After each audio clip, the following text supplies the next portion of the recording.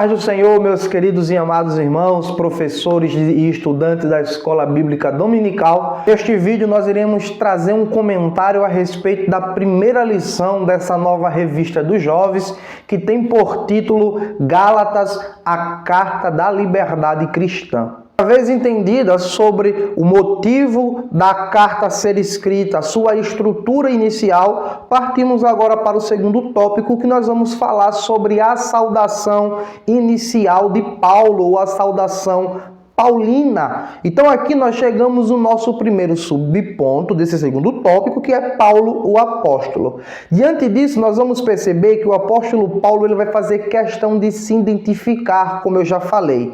O apóstolo Paulo ele vai fazer questão de declarar que ele foi chamado apóstolo por Deus, certo? Ele é apóstolo, ou seja, ele é um enviado, ele é alguém que foi enviado para proclamar a mensagem do Evangelho, e ele não é apóstolo segundo os homens, segundo as inclinações humanas. Ele é apóstolo porque ele foi designado pelo próprio Deus, reafirmando novamente a sua autoridade apostólica. Porque é importante lembrar que o apóstolo Paulo ele não viveu o que se costuma ter como referência para se tornar um apóstolo. Ter visto Cristo ser batizado lá no Jordão por João Batista, ter participado de toda a sua trajetória até a sua crucificação, ser uma testemunha da sua ressurreição. Então, todos esses elementos fazem parte para que alguém seja declarado como um apóstolo, segundo o próprio texto bíblico, como foi também para Matias assumir o posto de apóstolo no lugar de Judas. Aqui o apóstolo Paulo está deixando claro que ele é apóstolo não segundo os critérios humanos, mas segundo o próprio Deus que o chamou, o próprio Cristo que o convocou. Portanto, nós temos aqui uma defesa do seu apostolado, sabendo que os próprios judaizantes tiveram um posicionamento contrário ao seu ensino e talvez tenha até atacado o seu título de apóstolo declarado por Paulo. Diante disso, Paulo ele se manifesta como um defensor da fé, designando a sua autoridade apostólica e também reafirmando a autoridade do Evangelho e combatendo os ensinos judaizantes dentro da igreja ou dentro das igrejas ali da região da Galácia. O segundo ponto vai fazer menção àquilo que nós já conversamos, da parte de Jesus e de Deus Pai. Portanto, nós entendemos que o apostolado de Paulo é de origem divina, não humana. Entretanto, também vai ter a questão da ênfase na ressurreição de Jesus Cristo, fazendo menção que o próprio Cristo ressuscitado teve comunicação direta com ele no momento da sua convenção. E o outro também é que o próprio Cristo comissionou Paulo a ser um apóstolo, a ser um enviado, um propagador das boas novas do Evangelho. Terceiro ponto, nós chegamos agora, e vai ser os irmãos comigo. Paulo vai fazer questão de destacar que existia um grupo de irmãos que estavam com ele nesta obra missionária, nesta obra dolorosa. Então, diante disso, nós vamos entender que Paulo não está sozinho no ministério. E aqui nós entendemos o valor e a importância da comunhão e da cooperação entre os irmãos. A obra de Deus é feita em unidade. Nós não podemos fazer a obra de Deus distante dos irmãos. É importante que nós estejamos em comunhão, a unidade em Cristo. Nós somos um corpo e Paulo reconhece isso e faz questão de destacar também, ao escrever a sua carta para os Gálatas, que existiam alguns irmãos ali com eles, irmãos estes que também defendiam as mesmas verdades que Paulo defendia, que acreditavam nas mesmas verdades que Paulo acreditava e também eram defensores do verdadeiro evangelho e combatedores dos judaizantes dentro da igreja. Chegamos agora no quarto subponto deste segundo ponto, que é os destinatários. Aqui faz fazer questão que a carta foi escrita às igrejas da Galácia.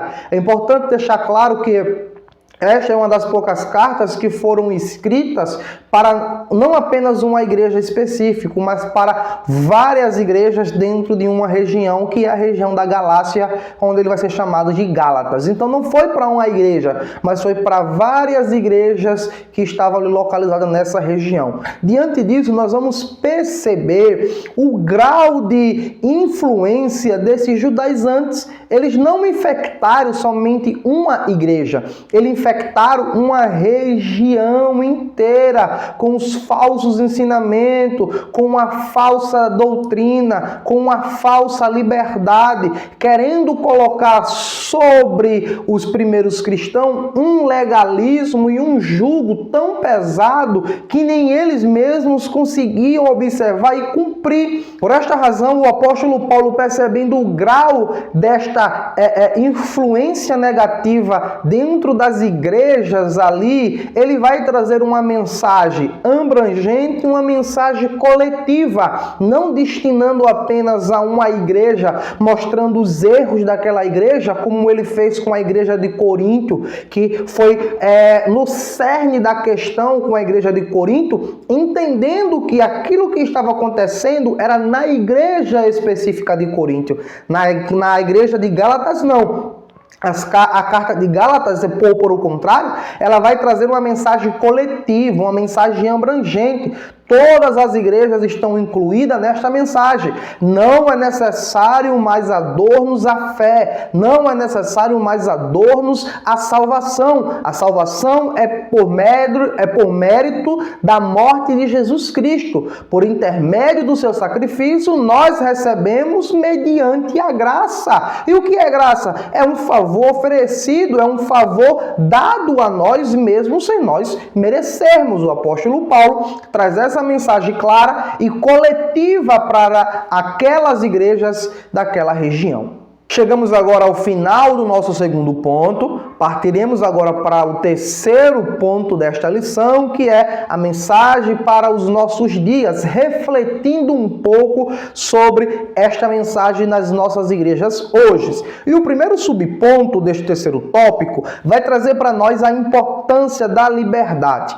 É importante você deixar claro, querido professor, para os seus alunos, para a juventude, sobre a liberdade. E o que é a liberdade? Essa é uma boa pergunta para fazer aos seus alunos. O que é a liberdade? Mas também, o que é a liberdade em Cristo? Diante disso, você começará a expor esse tópico de uma maneira que faça com que os seus alunos entendam a complexidade de ser livre em Cristo, mas não ser libertino, não ser alguém promíscuo, não ser alguém entregue aos seus próprios desejos. A liberdade em Cristo está em dizer não. Não para quê? Não para o mundo, não para o pecado, não para os desejos que corrompem os bons costumes, não para os desejos mundanos que nos levam e nos afastam de Deus. Portanto, é importante entender que a liberdade cristã está em sua fé em Cristo,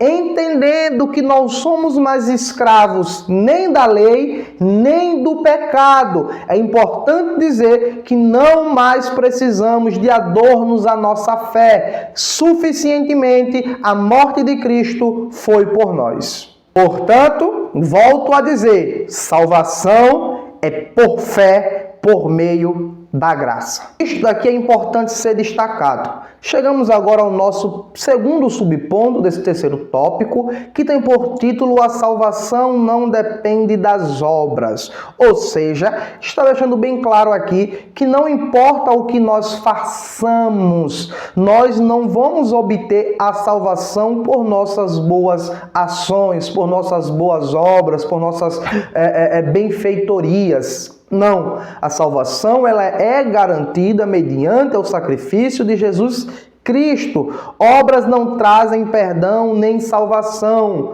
Entendemos que as boas obras são fruto da fé, isto é verdade, mas não é um ponto essencial ou um elemento condicional para a salvação. Nós só conseguiremos ser salvos quando reconhecemos a Cristo como nosso suficiente e único Salvador. Os nossos frutos, as nossas boas ações são para glorificarem a Deus, não a nós mesmos.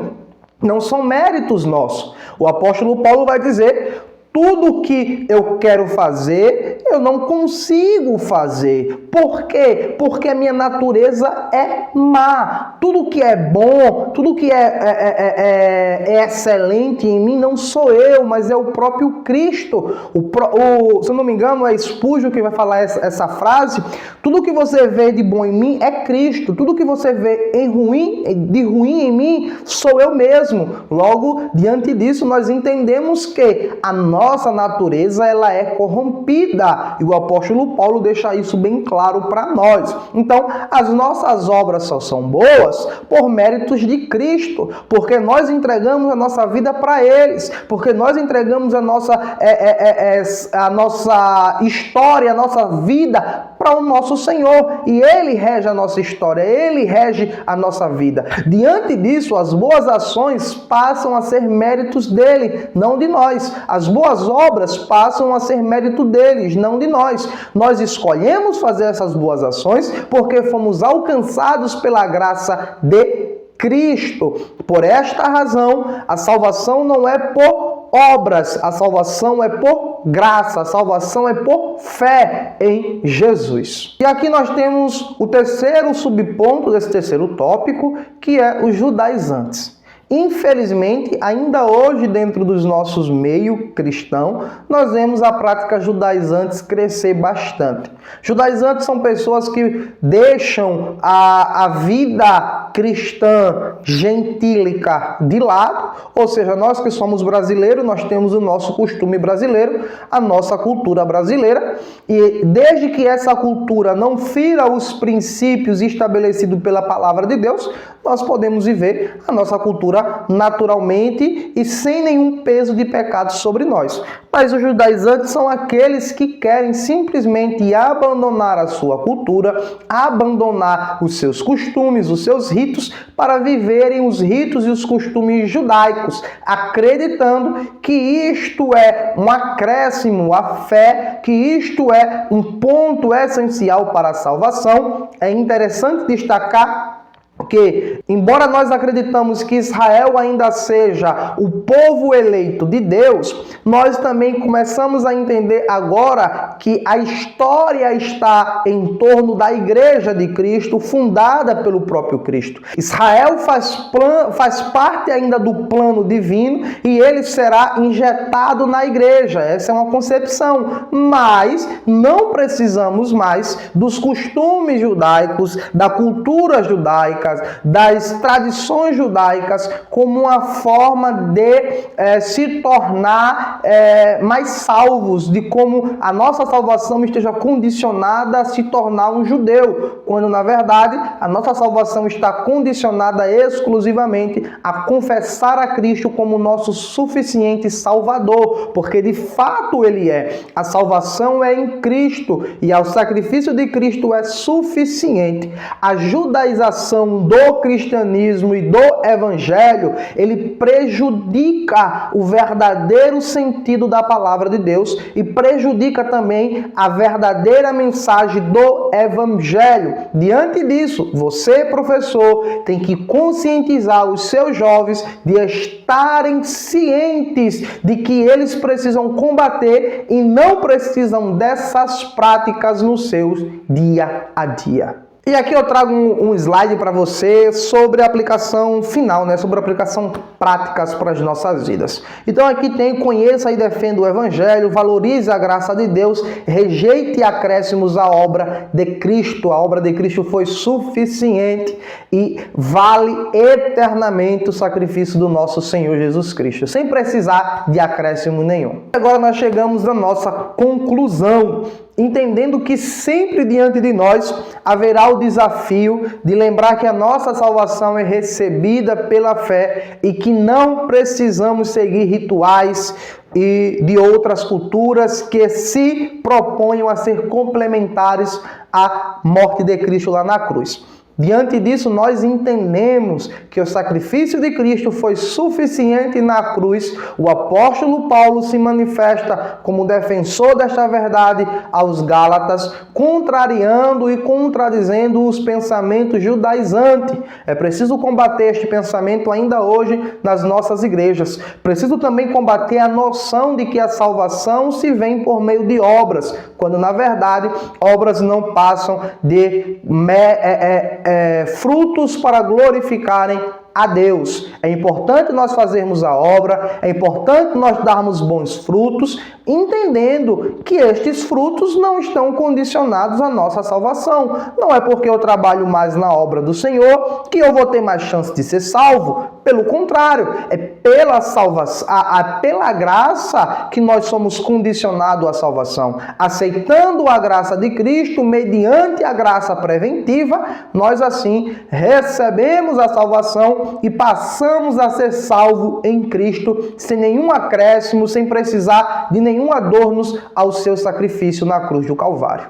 Nós finalizamos esta lição pedindo a você que, se você chegou até aqui, esse vídeo lhe ajudou de alguma maneira, também nos ajude. Se inscreva no nosso canal, ative as notificações para não perder os próximos vídeos que virão. Interaja conosco aqui nos comentários, dizendo o que você achou desta lição. Se você quer fazer parte do nosso grupo lá no Telegram, lembrando, materiais, esses slides que vocês viram, dinâmicas, a dinâmica também será gravada e postada aqui, mas também você poderá ter acesso a ela digitalizada, passo a passo, para que você possa aplicar na sua classe. Tudo isso de maneira gratuita lá no nosso grupo no Telegram. Clica no QR Code que está na nossa tela e venha fazer parte desse projeto conosco, como também nos seguir lá na rede vizinha para receber dicas pedagógicas, estratégias didáticas para melhorar a sua aula. Diante disso, venha fazer parte conosco desse projeto incrível que vai fortalecer a sua fé e o seu ensinamento na Escola Bíblica Dominical. Fiquem todos com Deus e até o nosso próximo encontro.